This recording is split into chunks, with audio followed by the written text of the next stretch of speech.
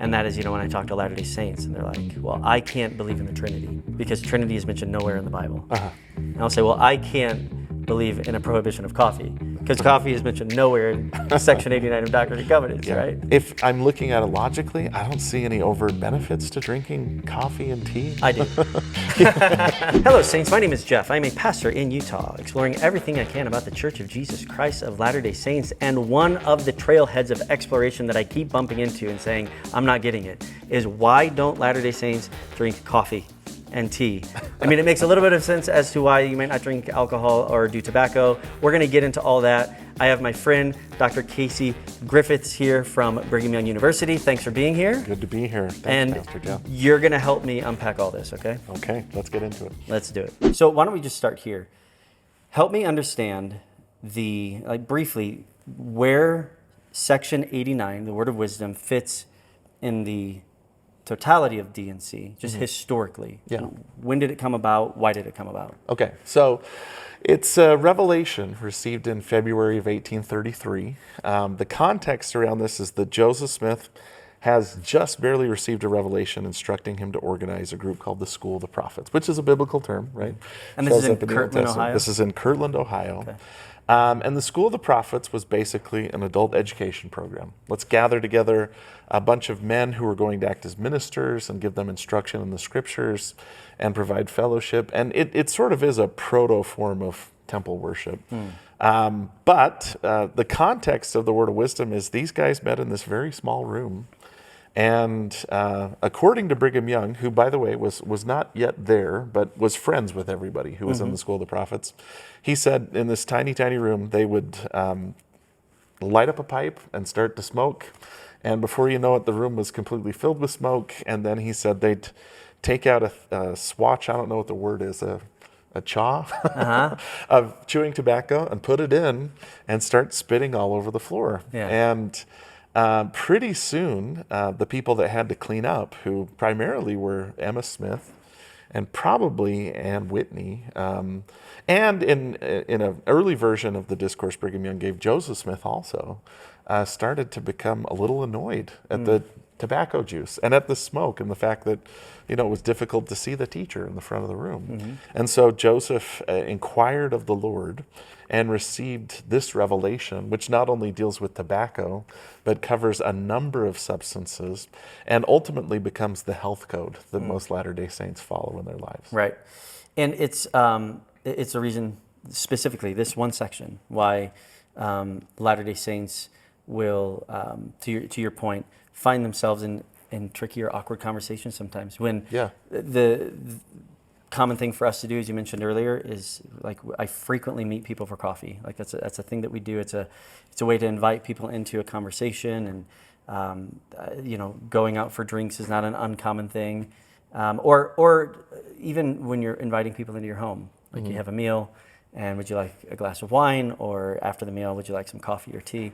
So without sort of those accoutrements that typically are associated with socializing, this is something that reaches all the way back to, we're talking within the first 3 years of the establishment of the church. Yeah. And here's my question with that. Was it immediately put into practice? Because I have heard that it was initially something that existed in a form that wasn't necessarily scripture per se. It was something that was communicated but not, I don't know if you would use the word canonized until later. Is that accurate? Yeah. The Doctrine Covenants is unique because it's our book of scripture that is still in the process of being created. So imagine you're one of the early Christian saints and you have to sit down and say, well, what letters of Paul are we going to include? The early saints had received a whole bunch of revelations, and by 1833 they decided they were going to make another book of scripture that just consisted of the revelations. That was originally going to be called the Book of Commandments. The Book of Commandments, unfortunately, never really gets off the ground because a mob destroys the printing press that they're using to create it. So was that in Kirtland? That was in Missouri. So they were going to print the Book of Commandments in Missouri, but in July of 1833, a couple months after the Word of Wisdom was given, a mob breaks into the printing press, destroys it, and basically they only are able to bind a couple of copies. In fact, the Book of Commandments literally ends in mid-sentence. because they weren't able to finish it. So they regroup, and in Kirtland in 1835, they publish an expanded version of the Book of Commandments that this time they named the Doctrine and Covenants. Okay. And by this point, Section 89 had been received, and they decided to canonize it. So they take all the revelations that Joseph Smith has received, and they sit down and say, which are the most crucial? For the most part, almost all of them were put in the Doctrine and Covenants. I think there's 9 exceptions that they just decided for whatever reason, let's don't canonize this. Sure. But the Word of Wisdom, Section 89, is in the Doctrine and Covenants as early as 1835. And therefore, on our level, is canon in Scripture and takes on the same authority that the Bible does for you, or the Book of Mormon does for Latter-day Saints already. Yeah. However, the text itself is complicated. So let's go to Section 89. Yeah. Let me just show you where some of this complexity comes from. Yeah. A word of wisdom for the benefit of the Council of High Priests assembled in Kirtland and the church, and also the saints in Zion. So when they say Kirtland and the church and the saints in Zion, they're saying everybody, basically. To be sent by greeting, and here's where it gets controversial, not by commandment or constraint, but by revelation and the word of wisdom, showing forth the order and will of God in the temporal salvation of all saints in the last days. So you can see right there that the language actually says it's not a commandment. Right, right. But the reason why it's called the word of wisdom is he's basically saying this is wise. This is good advice. This is good counsel. But to say that everybody in Kirtland and Missouri immediately stopped smoking or stopped drinking wine or tea or coffee isn't an accurate reflection of what actually occurred. Now, there was some movement immediately away from these things. For instance, one source indicates that a lot of men in the school of the prophets actually took their pipes and threw them into their furnace and never smoked again. Yeah. But we have indications that this was seen as a good guideline, but not a strict commandment in the Joseph Smith era, and to be honest with you, really all the way up until the 20th century. So you're describing it almost in ways that I would describe like the Proverbs in the Scriptures. It's wisdom literature. They're insights into living and character and all these things that don't necessarily have hard and fast rules attached to them. Yeah. They're generally beneficial to follow and to consider, but they're not necessarily, to your point, commandments. Is that accurate? Yeah, but at the same time, Proverbs says things like, don't be a wine bibber. Sure. And in the early church, if we're trying to measure adherence to the word of wisdom, there's a couple things. We do have records of some people being removed from church membership because they didn't adhere to the word of wisdom. But from what we can tell, these are really egregious violations. Sure. Like, not somebody that's drinking a glass of wine occasionally, somebody that is drunk all the time and can't function in their church responsibilities and might even be harmful to their families, often would be removed from church membership because of their abuse of these substances. So, I mean, it wasn't adhered to as strictly as it is today, but to say that they didn't think it was important probably isn't accurate too. Sure. And that's what makes these passages controversial. If you go down to verse 3, given for a principle with a promise adapted to the capacity of the weak and the weakest of all saints, or who can be called saints. So the next verse kind of says, we really think this is doable, but we're not going to make it a commandment right now, but it is really smart to do. And the other controversy that you sometimes see with this is some people see these first 3 verses as a prologue, but then you'll notice in verse 4, that's where verily thus saith the Lord appears. Some people will separate and say, well, verses 1 through 3, which say it's not a commandment, we're just a prologue placed in. But the actual commandment itself starts in verse 4, and there's no waffling there. Sure. Basically. Okay. So at this point, you're saying that much attention needs to be paid to what's being said from this point on. Yeah. Okay. So verse 4 is where the revelation proper starts, I guess you'd say. At the same time, we've chosen to canonize all of it, including the first 3 verses. Sure. And it's really a difference of opinion as to whether or not the first 3 verses carry the same weight as the rest of it too. Okay. Today, a person in the church typically sees the entire revelation as being important, but I'll also add as being foundational. That the word of wisdom is a living revelation in the sense that conditions have changed. Some of the substances that are prohibited by the word of wisdom today didn't exist in 1833. There's no such thing as vaping.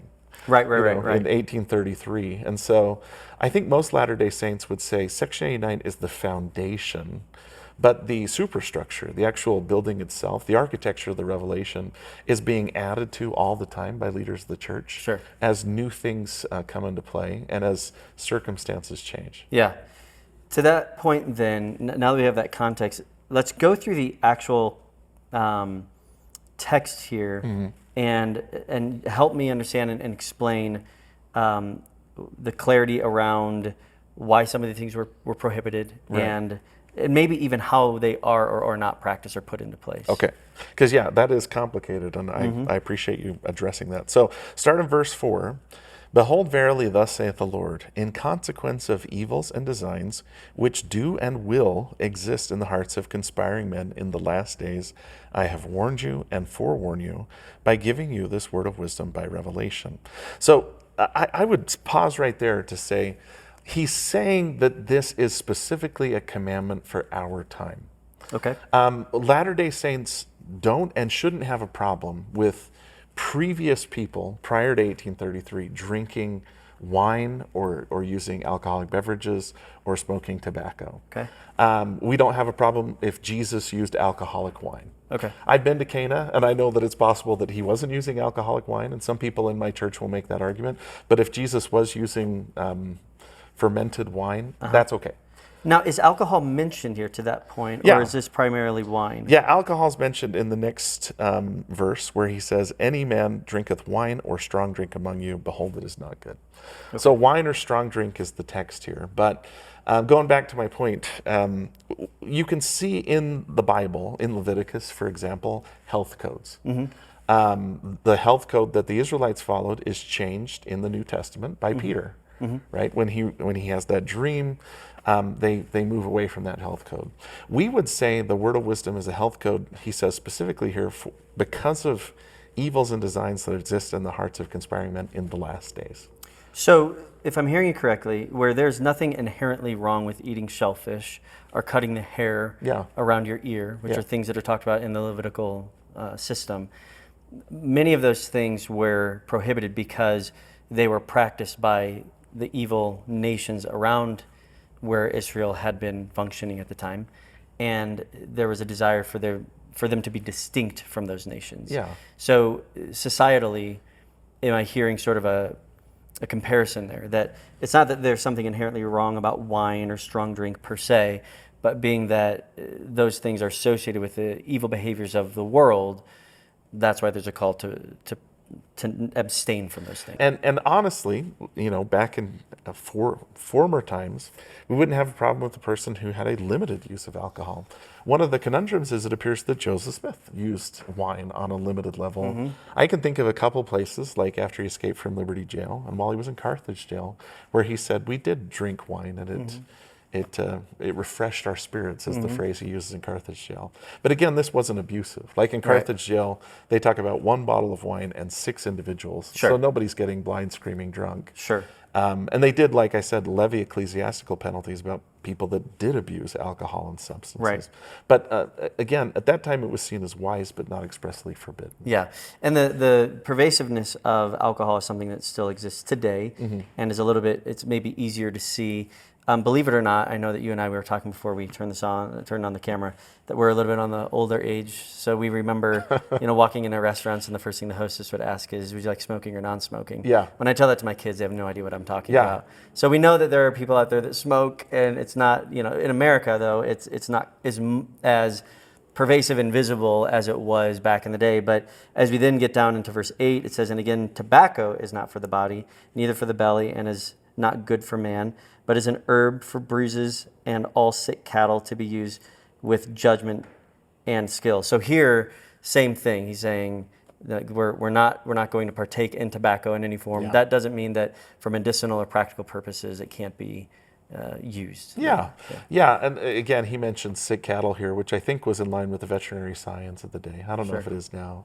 But tobacco had some medicinal purposes back then. For instance, I've read that Brigham Young had bad teeth, and that chewing tobacco sometimes helped with the pain. Oh, yeah. But that even Brigham eventually gave that up. Okay. He used to keep a swatch of tobacco in his pocket, and according to legend, would pull it out and say, "Who's stronger, me or you?" And then put it back. And it seems like tobacco use isn't as common among the early saints as an occasional drink of wine or like Sure. a glass of beer or something like Although that. all of these things were lifestyle things that were very, very normal for that time. Very normal for early that Middle period. Ages. So let's pause there before we keep going, because everything that we've talked about up to this point is not going to feel too foreign or alien to even a Protestant evangelical in America. Yeah. And the reason for that, and I know that you know this, but I think it's worth discussing, is because there are plenty of Protestant groups in America, denominations, many of which, who very much frown upon drinking alcohol and tobacco, smoking tobacco, and some of those other things. I don't know if all of them would go so far to say that it's a sin, but I absolutely know that a large, I'd probably say even majority of denominations don't want their pastors, their ordained ministers, to be drinking, even if it's not a sin. You know, it's something that we don't do. A lot of this historically reaches back to what was historically taking place at the time, and I want to get your insight on this, because in my limited research on this that actually precedes any preparation for this video, it's just stuff that I've looked at before. There was a movement in the 1820s and 1830s that we still feel today in the Protestant world, and it was the temperance movement. Yeah. And this is something that comes out of, or at least is adjacent to, the Second Great Awakening and the burnt over district up in New York and the Northeast and even parts of Ohio, where there were so many fire and brimstone preachers coming in. We'd have these revival services. And part of the rhetoric that came with that was issues tied to sanctification and what does it mean to be holy. And there were so many things that were clearly being practiced in the day that were evil and that were not healthy. Alcohol, tobacco, some of these other things. It went so far eventually in the holiness movement as gambling and dancing and anything that would be culturally assimilated that might cause someone to feel that they're more part of a worldly culture than a holy culture, started to become very frowned upon. And that's one of the things that when I first learned that Section 88 was written in 1833, and I'm following the lines of religious history or church history in America, I'm like, this is around the same time. This is at the height of the temperance movement.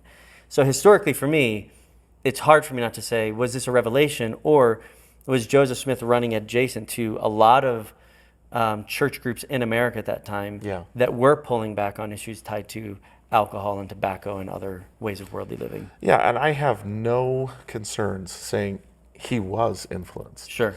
Revelation doesn't take place in a vacuum. Right. And the temperance movement was important. And the temperance movement is important as the word of wisdom becomes more important to Latter-day Saints. When the word of wisdom becomes sort of a standard expectation is around the time the prohibition is implemented in the United States, which is sort of the culmination of a centuries-long effort by temperance advocates to warn people about the dangers of alcohol. So I think Joseph Smith is aware of this, just like you mentioned that the health codes in the law of Leviticus come partially because of the nations surrounding them and their health practices. I don't think it's crazy or in any way denigrates the sacredness of this revelation to say, external circumstances affected this. Right. And it seemed to go along with the best thinking of the day. Yeah. And some of that's been proven out. You know, Sure. today we know that tobacco, for instance, is a lot worse for you than they did in the 19th century. And alcohol seems to have been apparent at all. Yeah. You know, as early as biblical times, they knew that too much alcohol was not good for you. Right. Yeah. So what are your thoughts then, like even beyond sort of the practical reality to like recognizing that it's not good for you health? Because there are two ways to look at why that prohibition is being communicated. Actually, there's three. Yeah. One, is it just because of like there's nothing inherently wrong with it, but the culture is involving themselves in these things, so we want to be distinct from the culture? Is it because it's unhealthy? Or the third way, and this probably gets closer to even what was taking place with Sylvester Graham at the time and the Wesley brothers and some of those other people that were involved in holiness or temperance conversations, and that is that there was actually a belief, and it was taught at the time, that we as Christians could almost achieve perfection in certain ways. And one of the ways that we could achieve that is by abstaining from certain things. Even there were some groups that would go so far as to abstain from certain stimulants. Yeah. And beyond, alcohol and some of those other things.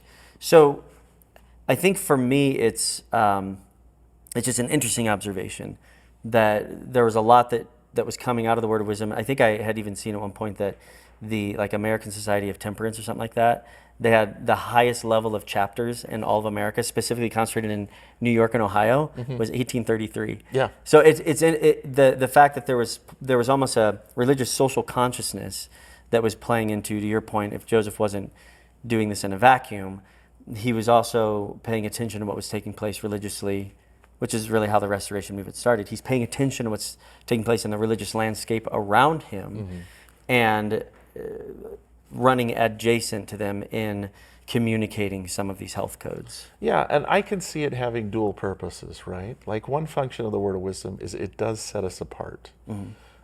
When people bring up Latter-day Saints, the two things they usually bring up are, don't they have multiple wives? Right. And, they don't use alcohol, tobacco, coffee, tea, or harmful drugs. I'm listening to a Tom Clancy novel right now, and one of the characters is a Mormon. Okay.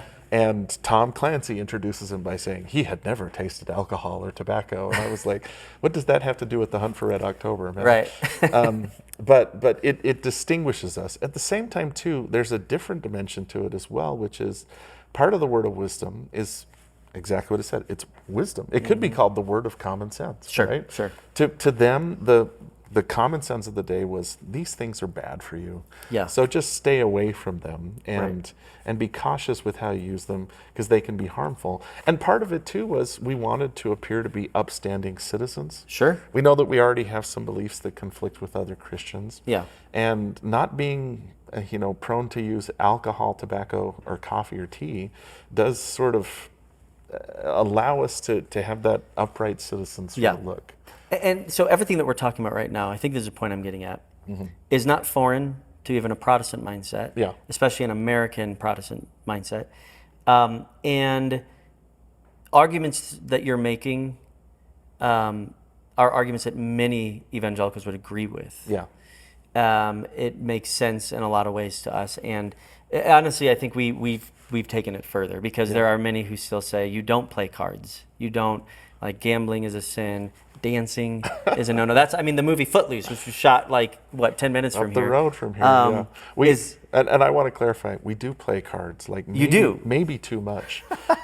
You play cards and you dance. Gambling is frowned, and we do dance. Yeah. All you have to do is, pull up some videos of the Osmonds on YouTube, and you can see that we dance. Yeah, and I grew up in a paradigm that was closely tied to the holiness culture, where dancing was frowned upon. Oh, really? In fact, we had a large gym in our church back in St. Louis, and there was a homeschool group that wanted to do some line dancing, some old English line dancing, and there were people around the church and the community saying we should not be doing that in our church. Oh, wow. So we have our own I don't know if you grew up in the Footloose town or if I grew up in the Footloose town. Because when I was a kid, your sort of entry into your teenage years was going to the church dance. I think I grew up in the Footloose. Maybe you grew up in the Footloose town a little bit more I than did. I did. I did. I grew up in a town where there literally was a dance hall, a 1930s dance hall that had a huge mirror ball with the Salt Lake Temple on top.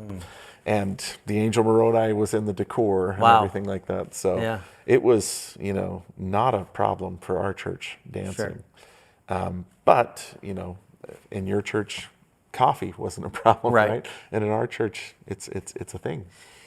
So to that point, let's move on to verse 9 and help me understand some of these aspects surrounding those verses. Yeah, so verse 9 is where the commonality sometimes departs, right? It reads, again, hot drinks are not for the body or belly. And this is one of the most discussed verses because immediately I'll have students go, what are hot drinks? Or if you invite me out for coffee and I say, well, I'll get a hot chocolate, your first question is going to be, that's a hot drink, right? Right, and what we're doing now is we are kind of wading into the waters of a conversation.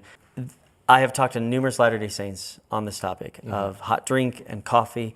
I have yet to receive a clear answer. Even everything that we're talking about up to this point with alcohol and tobacco, makes sense.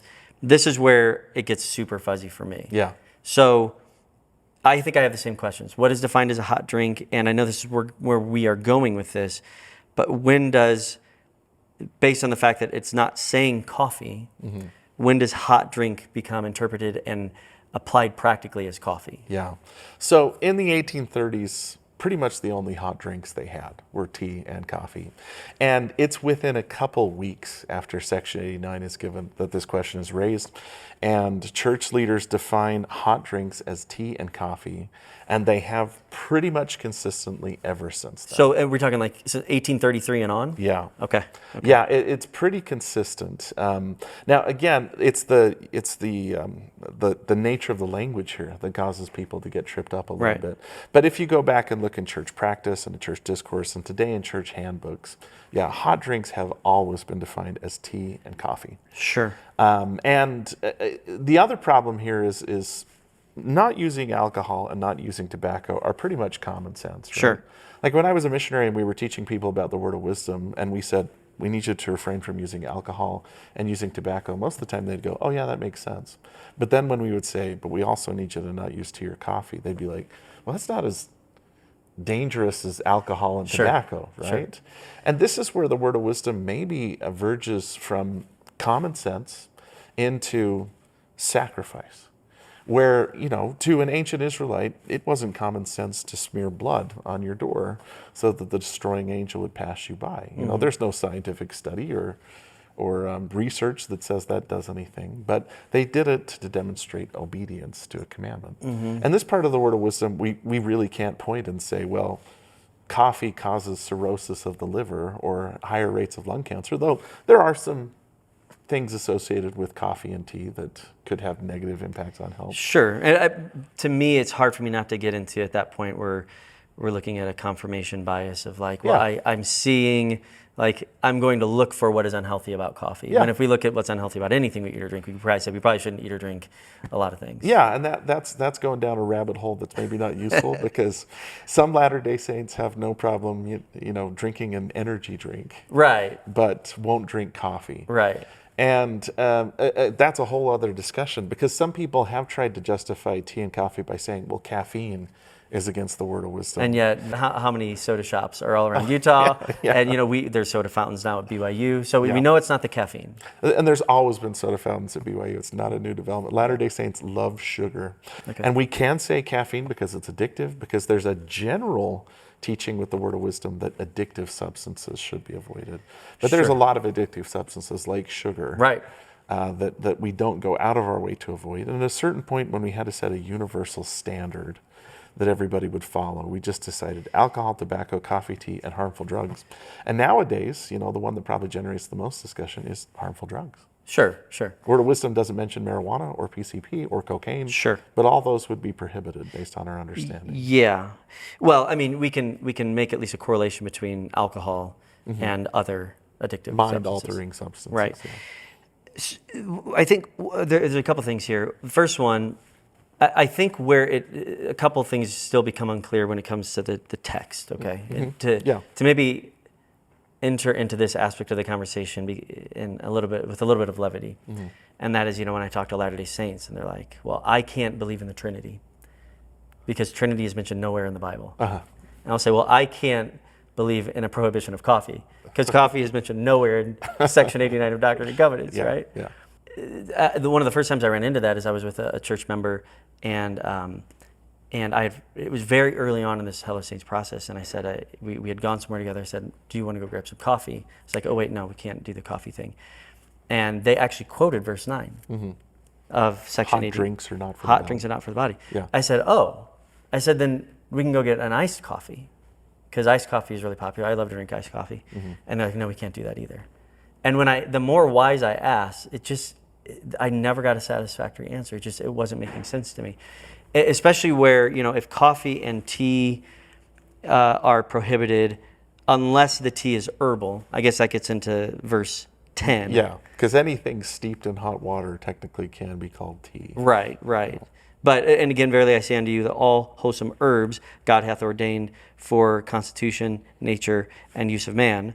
Every herb in the season thereof, and every fruit in the season thereof, all these to be used with prudence and thanksgiving. So there's an exception being made for herbs. Yeah. Okay, so herbal tea is okay. Yeah, and part of it, I would say, is let's bridge the gap between 1833 and now. They don't have iced coffee. No, they don't. And they don't have coffee-flavored ice cream, right? And so it is natural that some people would look at the text and say, is it the heat? Like, Right. Is that the Because devil's? it says hot drinks. Is it the devil's temperature or is it the substance? So this is a recent clarification from church leaders. This is from 2019. And you'll see here some general principles and then some specific things. They say, the word of wisdom is a law of health for the physical and spiritual benefit of God's children. It includes instruction about what foods are good for us and what substances to avoid. Over time, church leaders have provided additional instruction on those things that are encouraged or forbidden by the word of wisdom, and have taught that substances that are destructive, habit-forming, or addictive should be avoided. So we could make a case here and say sugar is very addictive. There's a lot of things, yeah. And can be habit-forming, and can be destructive. And a person that, eats 6 cookies from Crumble per day Right. probably is violating the spirit of the word of wisdom. Yeah. But that's on the council level, and then when they talk about being forbidden. So they say this, in recent publications for church members, church leaders have clarified that several substances are prohibited by the word of wisdom, including vaping or e-cigarettes, green tea, and coffee-based products. They have also cautioned that substances such as marijuana and opioids should be used only for medicinal purposes as prescribed by a competent physician. So you see some of the nuance there where coffee-flavored ice cream or coffee-based candy, you might have to look at and say, well, it is coffee-based, right? So I'm going to avoid it. It seems like what they're clarifying here is it's not the temperature, it's the substance that we've been asked to avoid.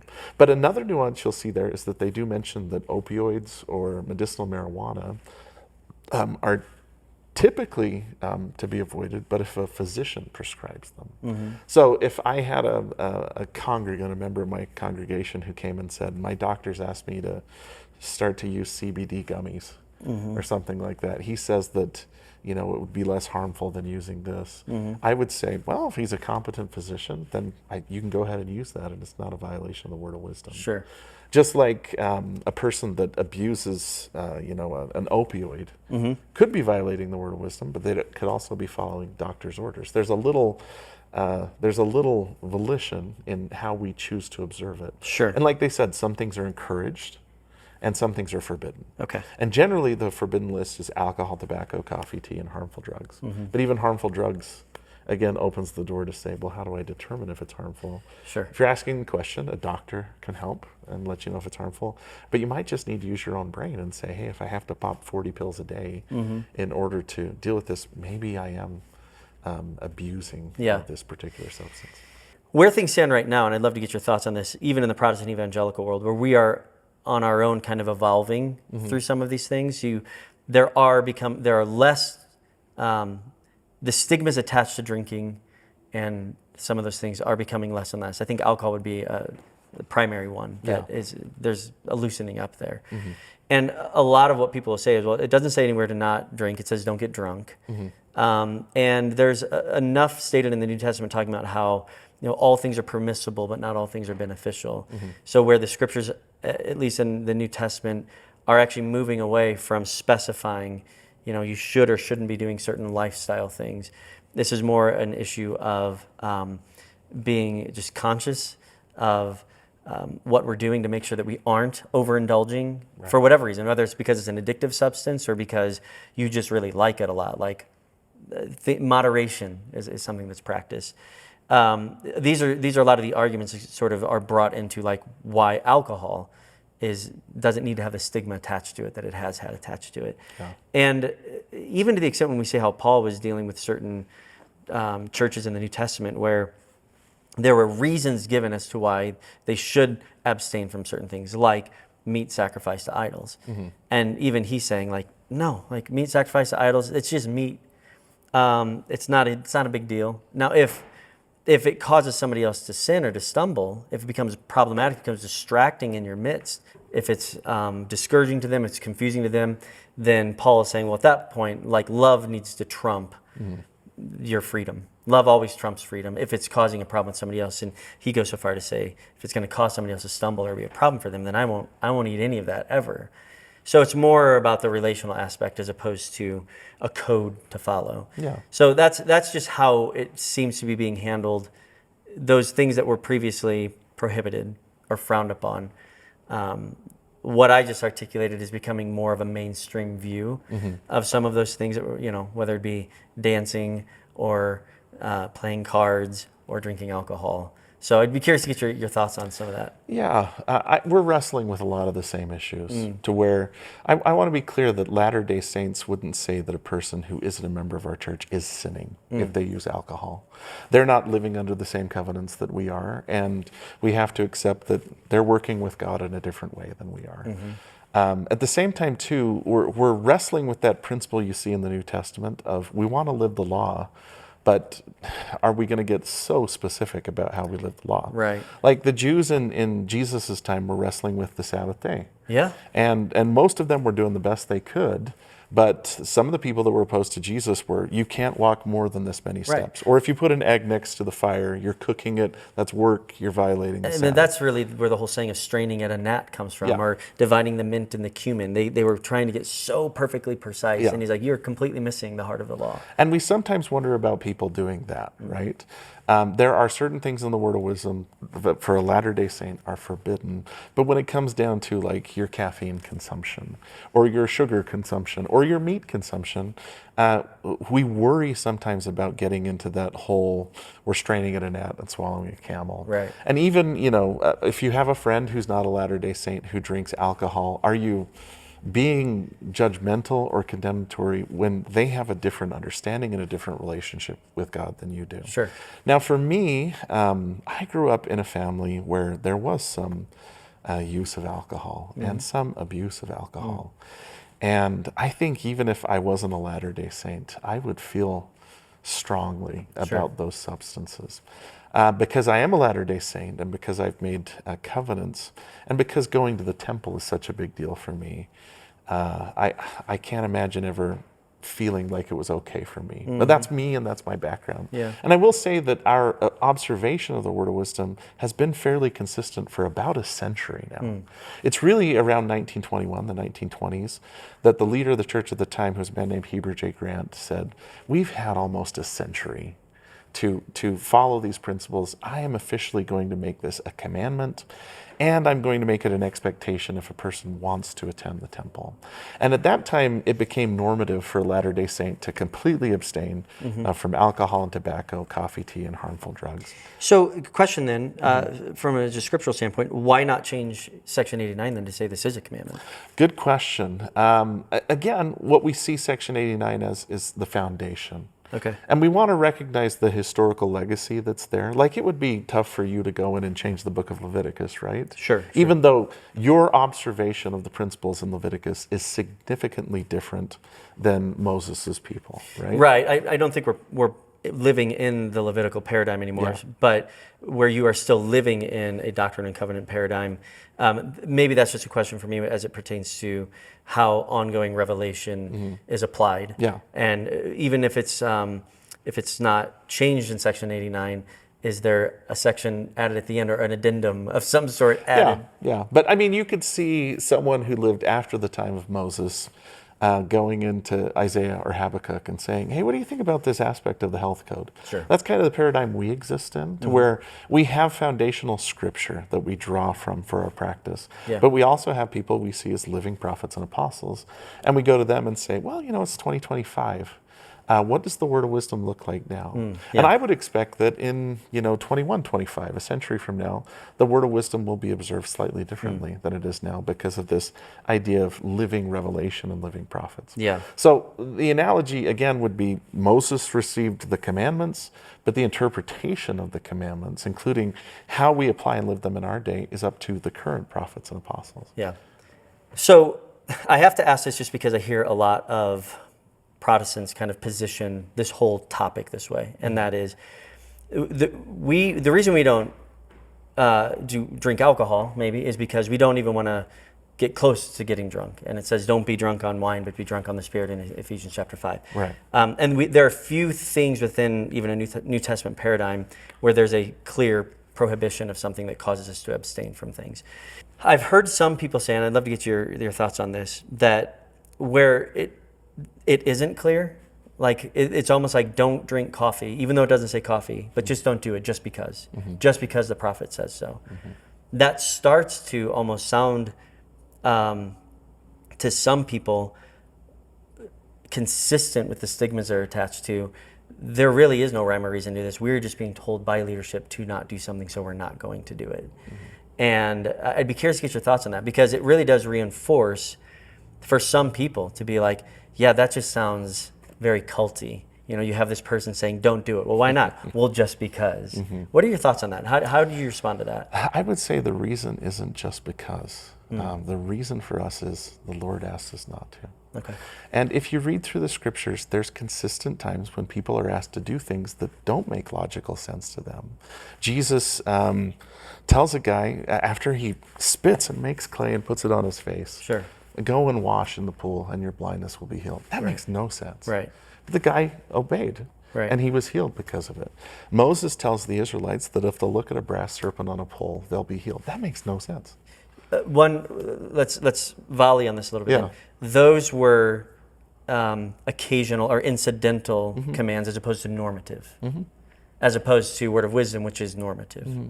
So, yeah, what are your thoughts there? Where it's saying, yeah, and I hear what you're saying. Like there are times the Lord's going to ask us to do things that don't make sense. Right. But what is the underpinning behind it? And I know we've probably touched on it already, but what is really underneath it all that says it? But this is why it's worth obeying. The underpinning for me is adherence to God's word and his commands, where if commandments make sense, that's great. Sure. You know, and most of them do. Yeah. For me, to a certain extent, not drinking coffee and tea does make sense. It's not purely just on faith that I do it. But if there was no scientific evidence, there was nothing that said that was harmful, I still would do it. You know, I go back to that example of the Israelites painting their doorway with the blood of a lamb and saying they were just asked to trust and have faith. And in this particular case, I don't see it as a command coming from the prophet or somebody covering up things. I see it as something the Lord's asked us to do as a test of obedience. Yeah. And that happens all the time in scriptures, right? And I think you can, if you look hard enough, find cases where it's also normative too. Doesn't make sense to bring a lamb to a temple and sacrifice it, but the ancient Israelites did that. It was a profound way of teaching them, and sometimes lessons that appear to not make sense to us do a century later. So I'm playing the long game here, basically. And if I'm looking at it logically, I don't see any overt benefits to drinking coffee and tea. I do.